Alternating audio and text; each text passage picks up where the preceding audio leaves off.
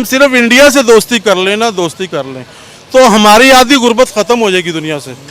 आधी गुर्बत, यकीन करें अल्लाह की कसम, गुर्बत ख़त्म हो जाएगी। इंडिया के जो नौजवान हैं जो मुल्क से बाहर जाते हैं, अब उन्होंने एक वर्ल्ड रिकॉर्ड बनाया कि 112 बिलियन डॉलर उन्होंने बाहर के मुल्कों से कमा के अपने मुल्क इंडिया भेजे हैं। आपसे बहुत बेहतर है, आप उसकी फिक्र ना करो, आप अपने पाकिस्तान की फिक्र करो, हमारा क्या हाल हो।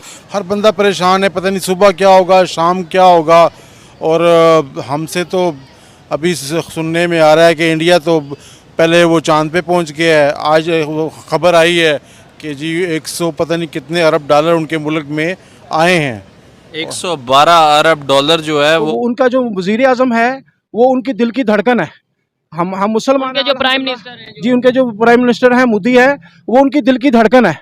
यानी कि वो जो जिस बेस पे वो चलते हैं ना, उसकी वो नुमाइंदगी कर रहा है, वो उसके लिए काम कर रहा है। जय हिंद दोस्तों भारत को 112 बिलियन यूएस डॉलर का फायदा हुआ है और ये फायदा भी एक ऐसे समय पर हुआ है जबकि पहले से ही ये अंदाजा लगाया गया था कि हो सकता है इस साल भारत को इस फायदे में एक बहुत ही बड़ी गिरावट देखने को मिले। लेकिन इस सब के विपरीत भी भारत को अपने इस फायदे में तकरीबन 26% की बढ़ोतरी देखने को मिली है, जो कि आज से पहले कभी भी नहीं हुआ। क्या होने वाला है मुल्क का कुछ समझ नहीं आ रही कि क्या बनेगा। हर बंदा यकीन करे डिप्रेशन में है, हर बंदा परेशान है, पता नहीं सुबह क्या होगा, शाम क्या होगा।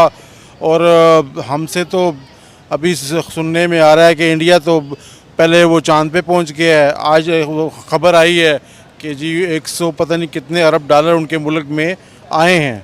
112 अरब डॉलर जो है वो एनआरआईज ने जो है, जो बाहर इंडियंस रहते हैं, उन्होंने रेमिटेंस के तौर पे भारत में भेजे हैं। दुनिया का पहला मुल्क बन गया जिसको सबसे ज़्यादा रेमिटेंस आई है। ज़ाहिर सी बात है, देखिए ना, वहीं पे इंसान पैसा भेजता है कि जहाँ पे उनको इत्माद होता है। पाकिस्तानी भी ओवरसीज़ बाहर हैं और रोज़ाना मतलब हुकूमत ऐलान करती है कि ओवरसीज़ हुंडी के ज़रिए पैसे ना भेजें, मतलब लीगल तरीके से भेजें, हमारा फ़ायदा हो। मगर पाकिस्तानी हुकूमत पे तो हमें भी इत्माद नहीं है। लोग अब देखें बिल चला रहे हैं, 3-4 लोग उन्होंने तो कल खुदकुशियाँ की हैं।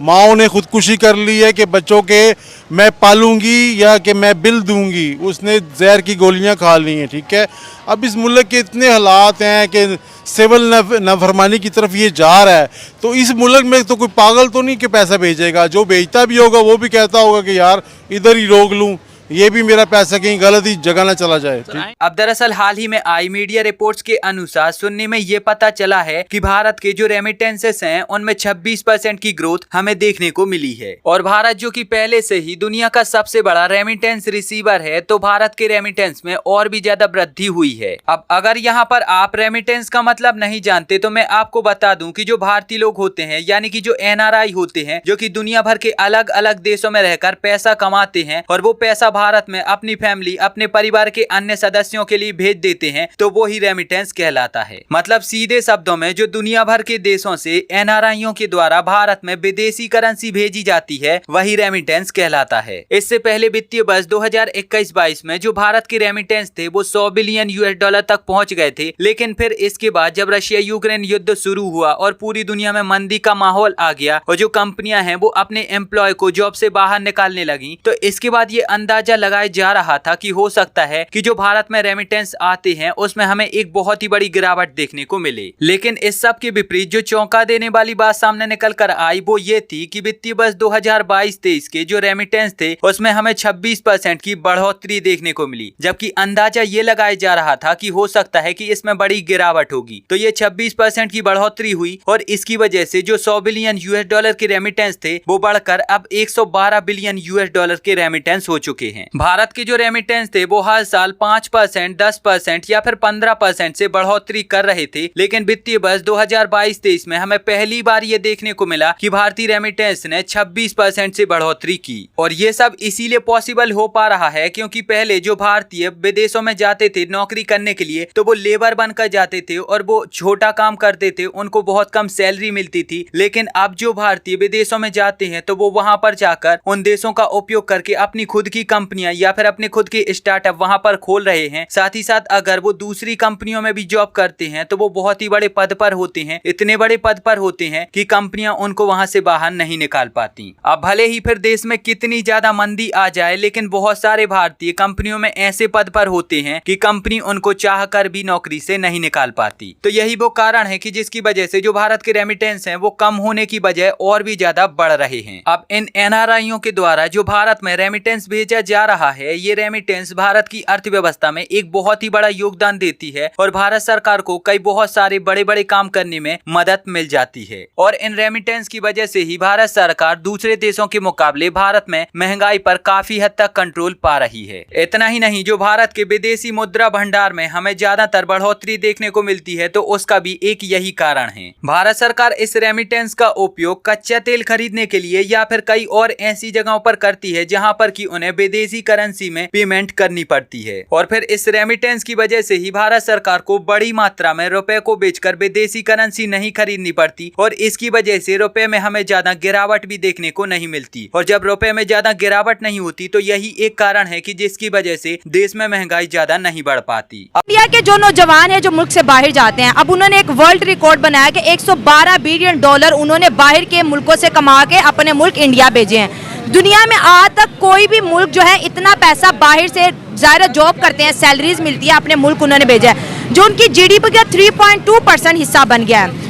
आप ये बताएं कि इंडियंस अगर इंडिया में रहते हैं या मुल्क से बाहर रहते हैं, वो मेहनत करते हैं और मेहनत करके पैसा अपने मुल्क में, अगर वो मुल्क के हैं तो भी इंडिया में है तो अब भी इंडिया को फायदा दे रहे हैं, इंडिया से बाहर है तब भी वो इंडिया को फायदा दे रहे हैं। मैं पाकिस्तान में as a cook professional job करता हूँ। मेरी 65,000 सैलरी है। जबरदस्त। मेरे 2 बच्चे हैं, मेरी फैमिली है। मेरा 65,000 में मेरा पाकिस्तान में रह के गुजारा नहीं होगा बिल्कुल। मेरा बिजली का घर का बिल जो है वो 25 से 30 हज़ार रुपया आ रहा है।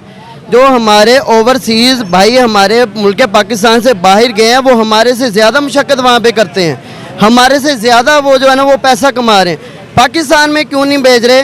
हमारे पाकिस्तान में नाकिस पॉलिसियों की वजह से जो सियासतदानों ने हमारे मुल्क पाकिस्तान का बेड़ा गर्क किया हुआ है, उसकी वजह से हमारे मुल्क के ऊपर बाहर की मुल्क भी कोई जो है वो इसके ऊपर ट्रस्ट नहीं कर रहे। इसमें रीज़न ये है कि जो पैसा बाहर से आता है ना वो अंदर की वजह से आता है। जो मुल्क के अंदरूनी हालात होते हैं ना उस वजह से बाहर के लोग ट्रस्ट करते हैं। अगर मेरे भाई ने किसी ने प्लाट लिया है वो उसमें उसे नुकसान हो गया तो मैं क्यों लूँगा वो प्लाट? तो वो उनका जो वज़ीर आज़म है वो उनकी दिल की धड़कन है। हम मुसलमान उनके जो प्राइम मिनिस्टर हैं जी, उनके जो प्राइम मिनिस्टर हैं मोदी है, वो उनकी दिल की धड़कन है। यानी कि वो जो जिस बेस पे वो चलते हैं ना उसकी वो नुमाइंदगी कर रहा है, वो उसके लिए काम कर रहा है, वो दिखा रहा है। तो जो अब भले ही ये एनआरआई विदेशों का ज्यादा फायदा करवाते हैं और विदेशों का ज्यादा विकास करवाते हैं, लेकिन भारत को भी इनकी वजह से बहुत सारा फायदा होता है। तो इस सब पर आपकी क्या प्रतिक्रिया है मुझे नीचे कमेंट में जरूर बताओ। और अगर आपको ये वीडियो अच्छी लगी है तो प्लीज इस चैनल को सब्सक्राइब करके बेल आइकन जरूर दबाओ। मिलेंगे एक नई वीडियो में, तब तक के लिए जय हिंद, वंदे मातरम।